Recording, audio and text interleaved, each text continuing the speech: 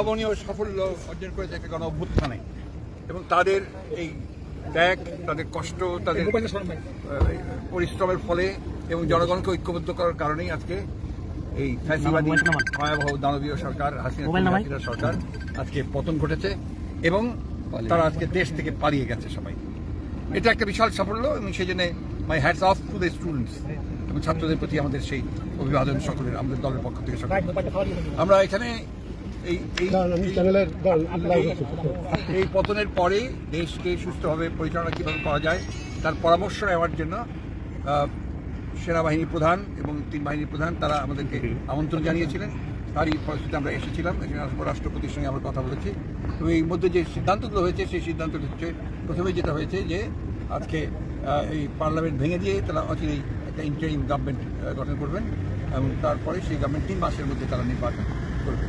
দ্বিতীয়ত হচ্ছে যে দেশনেত্রী বেগম খালেদা জিয়া তাকে অন্যায়ভাবে বেআইনিভাবে আটক করে রাখা হয়েছিল, অসুস্থ, তাকে অবিলম্বে 2 দিনের মধ্যে তাকে তারা মুক্তি দেবে। এছাড়াও যারা এই আন্দোলনে যারা তাদেরকে গ্রেপ্তার করা হয়েছিল, মিথ্যা মামলা দেওয়া হয়েছিল, ছাত্র রাজনৈতিক দল সকলকেই তারা মুক্তি দেবেন। নতুন সরকার কবে গঠন হতে পারে এবং আপনাদের প্রস্তাব কি ছিল? এই বিষয়ে যে কথা হয়েছে যে 24 ঘন্টার মধ্যেই সেটার সম্ভাবনা আছে। কি ধরনের সরকার হবে? সরকার হবে নাকি জাতীয় সরকার হবে? এটা হবে একটা ইন্টারিম গভর্নমেন্ট। সেটা ক্যারেক্টারটা হবে, আমরা যেটা প্রস্তাব দিয়েছি সেটা হচ্ছে নির্দলীয় ক্যারেক্টার হতে হবে এবং 3 মাসের মধ্যে নির্বাচন অনুষ্ঠান। এটা ঠিক করবে কারা? কিভাবে ঠিক হবে? আপনার কোনো প্রস্তাব দেন কিভাবে ঠিক হবে?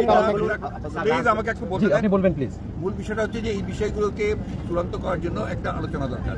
যে আলোচনা করার এখনই আমরা সুযোগ হয়নি। আমরা তো এখন আমাদের দলের সঙ্গে সেভাবে বসতে পারিনি। আমাদের দলের সঙ্গে বসে আমরা প্রস্তাব নিয়ে আসবো, অন্যান্য দলগুলো নিয়ে আসবো, সেই হিসেবে দেশের শান্তিপূর্ণ পরিস্থিতি তৈরি করার জন্য কিংবা এখন যে বিভিন্ন জায়গায় ওইটাতে আমরা সবচেয়ে বেশি গুরুত্ব দিয়েছি সেটা হচ্ছে যে একটা ইমিডিয়েটলি এই দেশে আপনার শান্তি শৃঙ্খলা বজায় রাখার জন্য, নৈরাজ্য যেন সৃষ্টি না হয় তার জন্য, এবং আমরা আপনার বলেছি তারা ব্যবস্থা নেবে, আর্মি ব্যবস্থা নেবে। সেই সঙ্গে আমরাও কল দিয়েছি সমগ্র দেশকে, জাতিকে, আমাদের যে তারা যেন আমরা এগুলোকে নিয়ন্ত্রণ করে। আমাদের সমস্ত দেশের সমস্ত ইউনিটগুলোকে বলেছি। তাছাড়াও ছাত্র নেতারা তারাও বলছে এবং তারা আজকে এখানে অনেকেই ছিল, পুরো হয়তো আসেনি, হয়তো কালকেও তারা আবার বসবে। এই বিষয়টা নিয়ে তারা চূড়ান্ত করবে। সবার সঙ্গে একসঙ্গে বসেছেন আলাদা আলাদা ভাবে? আমরা একসাথে এখানে প্রায় 6 জন ছিলেন। রাষ্ট্রপতির বক্তব্য কি ছিল? রাষ্ট্রপতির বক্তব্য তো আপনারা শুনেছেন, 10টার সময় আবার বক্তব্য রাখবেন, 10টা ভাষণ।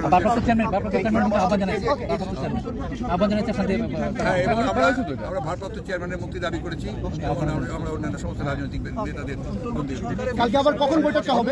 সরকার ক্ষেত্রে আপনাদের পরামর্শ কালকে আবার কখন বৈঠক হবে?